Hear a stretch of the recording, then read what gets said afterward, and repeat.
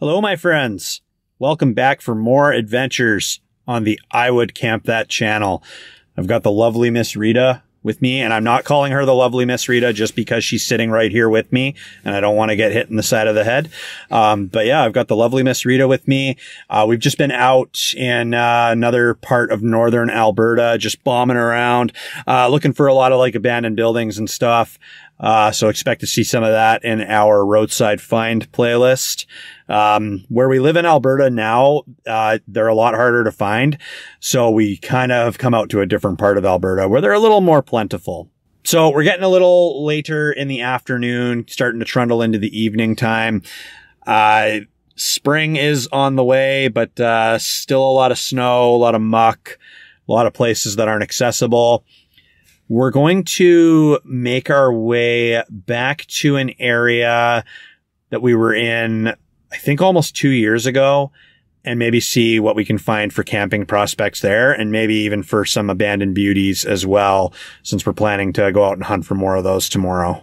We do want to get going before it's too dark and too cold to make ourselves a hot dinner. And we need to find a place that is relatively protected from the wind, because we don't want our poor stove to die the minute we manage to get it lit. Yeah, the wind's been pretty brutal. It's been a beautiful day, like warm, but it's just been like, the wind has just been like chilly and like nonstop. Like when you're doing content, you know, you'll have like the wind will go up and then you'll have a break, and it'll, it'll just, it come and go, but this wind's just been like consistent nonstop. Like those like old emergency broadcast dial tones, like the following is a drill. Beep. Yeah, that's been the wind. Well, it's abandoned, but it's got wheels, and it's probably quite spacious inside. I would totally camp in that. Don't anybody act like they're surprised. I would totally be down for having a bus rig, although I've heard a lot of horror stories, because, I mean, if you get your hands on a bus, I mean, it's probably been miled out, probably a whole bunch of things wrong with it. So if I ever get lucky enough to have a school bus rig, I don't know that I'd really take it on long trips or even really drive it anywhere at all. If Rita and I ever get around to getting like, just a nice slice of land or whatever, I'd just park it on the land and just deck it out and turn it into like a clubhouse. Be like a party bus, except the party bus don't come to you.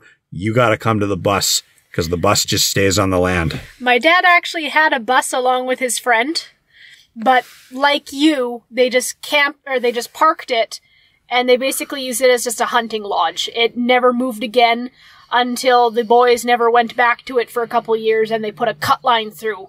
And of course it was classified as abandoned and probably towed away and destroyed. Yeah.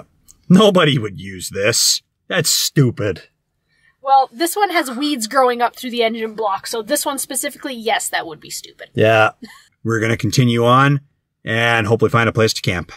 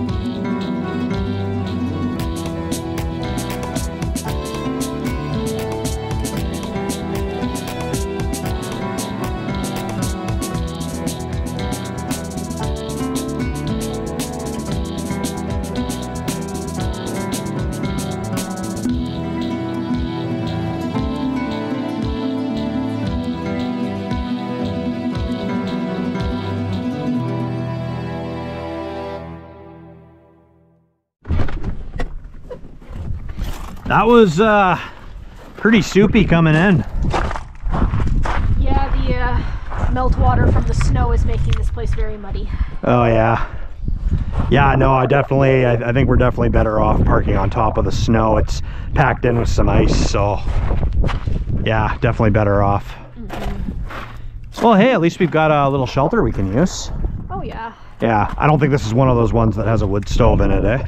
I don't think so. Oh, let's go take a look.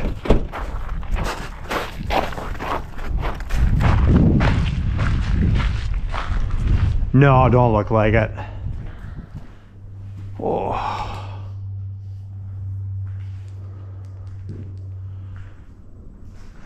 Oh, okay. Well, that's all right. At least it's shelter from the wind. Oh yeah. Yeah. All right, get what you need from the fridge. I will get you the stuff from the back.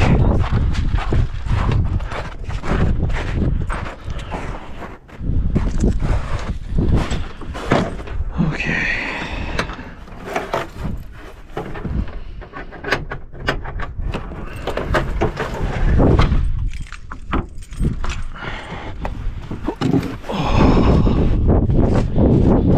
Okay, kitchen box.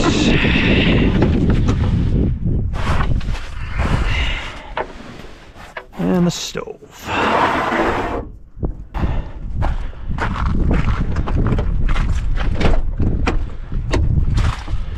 Okay. And just gotta get a 1 pounder here. That one's got plenty. Got some of these that aren't quite full, just trying to find an excuse to use them. Okay, and my water jug slid down there too. It's still pretty cold out with this wind, but I did get the potable water tank back in, so we've got that full, so lots of water if we need it. So this place that we're at here, it's really interesting. I have this map marker app on my phone, and I've been using it for the last 3 years. Every place that we've ever camped at, how many times we've camped there, I color code it based on like perceived level of risk, but then also areas that could be potential areas for the future. So because of that app, we're in this really small town in Alberta. We're parked by an off-season fish pond with this simple but effective shelter here. Had it not been for that map marker app, I probably wouldn't even remember this place. It's been almost 2 years since we've been here. And we did not have this appear on the channel or anything like that. We were literally out in this area just doing what we were doing today, just bombing around looking for abandoned beauties and such. So it's really cool that almost 2 years later, here we are. We're gonna try to make a go of it here. This one's still got quite a bit of juice left in it, so should serve us well. Excellent.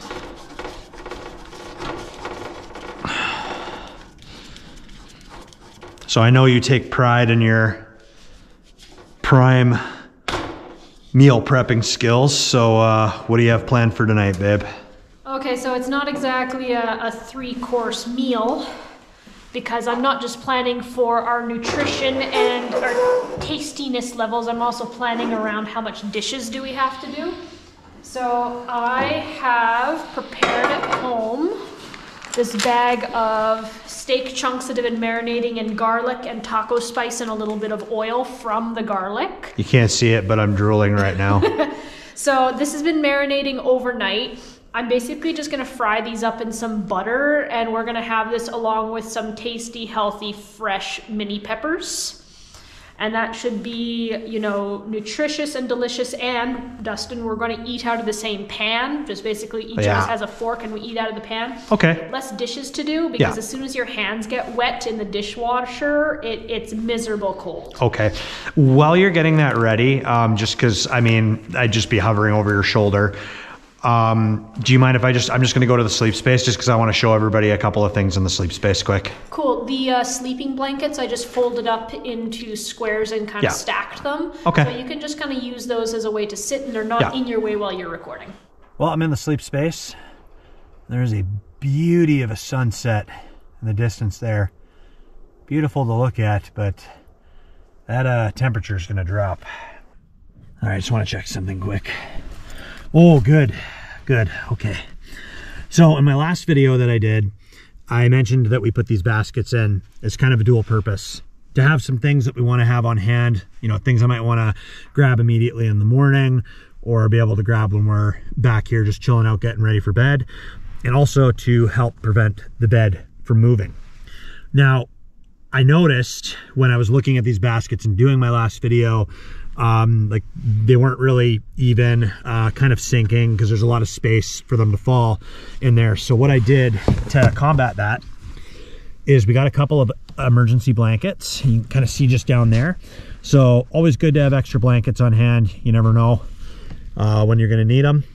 And just have those underneath. So it's kind of filling that gap, and it's giving these baskets something to sit on top of and giving it a bit of structure. And of course, they're sandwiched tightly between the bed and the box of the truck. So even after bombing around for a few hours, looking at abandoned stuff and just exploring, these did not move. And I went ahead and did the same on Rita's side. I just gotta move some of Rita's stuff. So Rita hasn't put anything in hers, and they're not as tightly packed. Oh, there's some Sonny's cat food that I forgot to take out of here. I guess we'll call that an emergency food source if things get really desperate. But went ahead and put an emergency blanket under there too, just to give those some structure. And yeah, I'm liking that addition. I think having those little baskets between the bed and the box, I think that'll be a good little addition. So I'm glad to see that those didn't get flipped around or flipped upside down or anything like that. Another thing that we did, some basic maintenance, is we switched out our T-locks. So this is the driver's side and there's the passenger side. The passenger side one was so far gone and so gummed up that we couldn't even lock it anymore. We could still lock the driver's side, but yeah, the passenger side, like you just turn the key and just nothing would happen. It was just completely far gone. So we went ahead and installed some new T-locks yesterday before we went on this little adventure. So when you buy new T-locks for your canopy, super easy to install, but normally you only get this one piece here because they don't think about, oh, well, maybe someone's going to want to be inside of it and lock it from the inside. And I mean, we technically don't lock our canopy from the inside when we're sleeping in it. We just flip it this way, flip the other one the same way, and then we have a stick that rests on top of it, just so if someone does try to get in, they won't be able to flip these, and then it just at least gives us some kind of warning that someone's trying to get in. Thankfully that hasn't happened, and hopefully it never does. So the only part of the old T-locks that we're still using is we've got this extra latch here just so that we can still use the stick. Sorry, I know the lighting in here isn't the greatest. I still need to get the canopy light fixed. Probably see like some crud and some rust and dirt and such. So we still need to, so when I get to a hardware store that actually sells these spare little latch pieces, I'll get a brand new one for this side and a brand new one for that side. But it's really wonderful having new T-locks. Our old ones lasted us about 3.5, 4 years. And for your viewing pleasure, here's what one of our old T-locks looks like. Just rusted, gummed up, dirt and dust, all kinds of crud. This is what 3.5 to 4 years of bombing around in our truck, down all the dirt roads, the dirt and dust, the constant condensation, freezing and thawing and everything. Yeah, that's our poor old T-lock. And honestly, not a big deal to get those replaced. I mean, I got them from a local shop in the town we live in. It was like 50-ish bucks and change. And I mean, if that's something we have to do every few years, it's super easy fix. It's really nice having T-locks that are like brand new and smooth. Cause like I said, our passenger side one couldn't even lock it anymore. And a problem we had with our left side is it would kind of like get stuck and gum up a little bit. And then I'd have to like fight with it sometimes to, like, there'd be times I'd be recording, just for the sake of transparency, there'd be times I'd be recording and I'd be like trying to like open the back and I'd be like, it was like something out of a blooper video, like trying to get it open. So it's really nice having new T-locks, nice little bit of maintenance. And it's funny, I try to open them now and I expect to have to fight with them. And it's like, oh no, these are so smooth. I didn't know it could be this nice. So I dislike using oil, mostly because trying to transport oil while cooking is a pain. You never know if something's going to leak, which is a horrible mess. So I just like bringing a mini Tupperware container of margarine or butter with me. And let's face it, it tastes better this way anyway.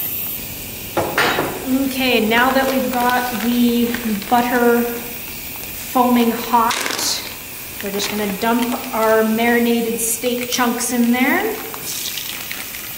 Can you hear that sizzle?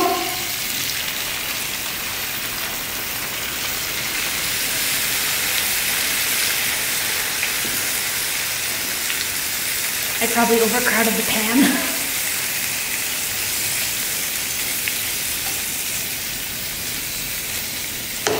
Oh, you can already smell the garlic. I hope this turns out okay.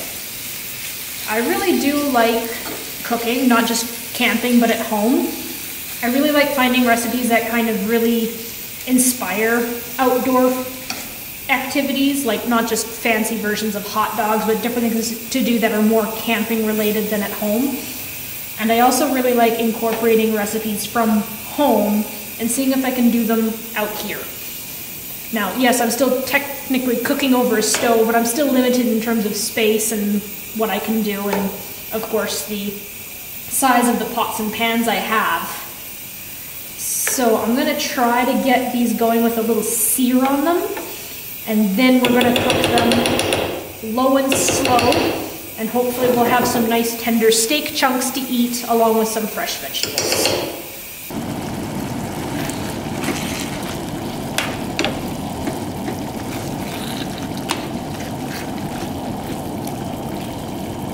All right, let's give this a little taste test. This was made from a package of beef stew meat, so it was already cut into chunks. I just cut it smaller so that it's bite-sized and faster to cook. So this has been marinated overnight in garlic and taco spice and some extra oil. It smells really good. Like, Justin and I love garlic, and I'm definitely a garlic girl. There's a lot of garlic in here. All right, let's give this a little try.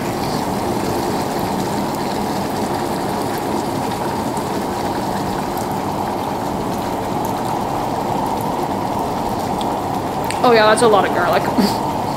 This is definitely a comfort food. Oh, is that done already? Mm-hmm. Oh, lovely. Yeah, as I was telling our audience, I cut the pieces smaller so there's a shorter cook time. Sorry, I'm trying to like shine light on you, but also like not blind you. Mm-hmm. I think we're gonna be fighting for spoonfuls of this delicious beef garlic stew. That's awesome. This will be a good comfort food. Here, do you want to try a piece? Do I tell you often enough how much I love you? I can do with a few more reminders. Okay, I love you. Are you talking to me or the beef? Can it be both? I suppose.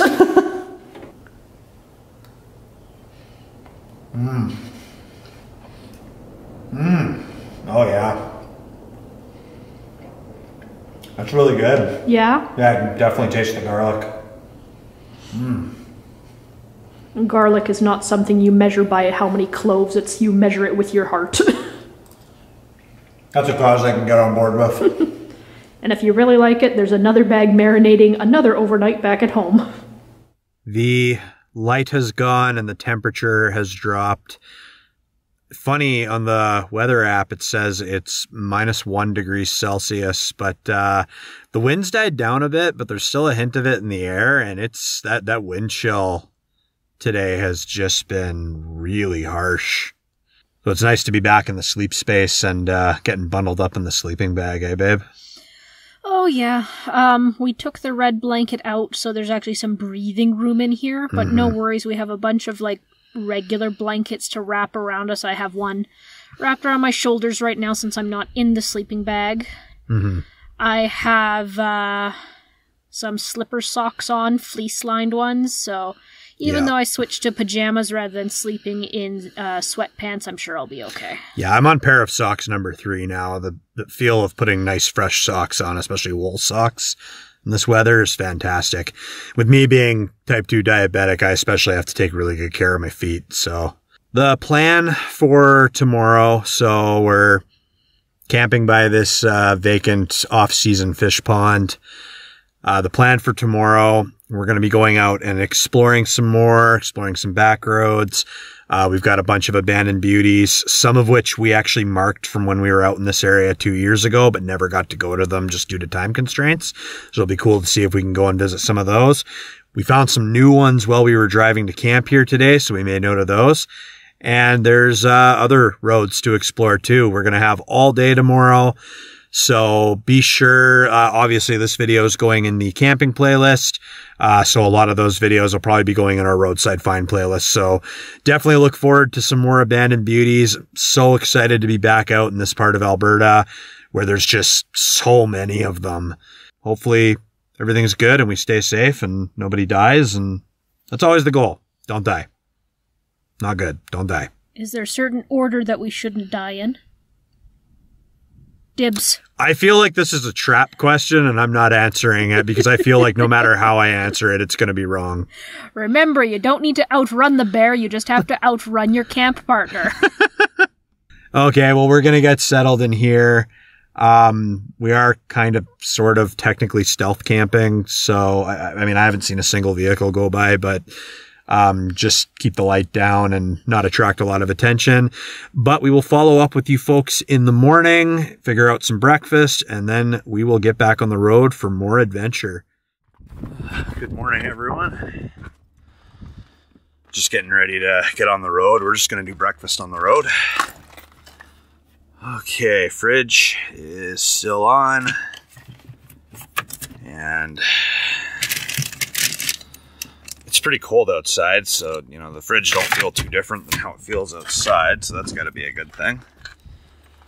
And Jackery is sitting at, I'm not sure you can see that, but 90%. Well, it's a bright sunny morning. Wind still has a bit of a bite to it. Hopefully it'll warm up a little more as we get on with the day. Breakfast, we've got a bunch of stuff in the fridge. We're just going to have some breakfast on the go. The sooner we get on the road, the sooner we can get back to looking for more abandoned beauties and other points of interest. So that'll be the end of this video, but more to come. And we will have another camp out tonight. Where we will sleep, well, you already know the answer to that. If you've seen any of my other videos, we don't know. That's half the fun. Adventure always. Embrace the mystery. Anyways, as always, thank you for tuning in. If you're new to our channel, welcome. We're happy to have you. We will see you all next time. Stay classy, my friends.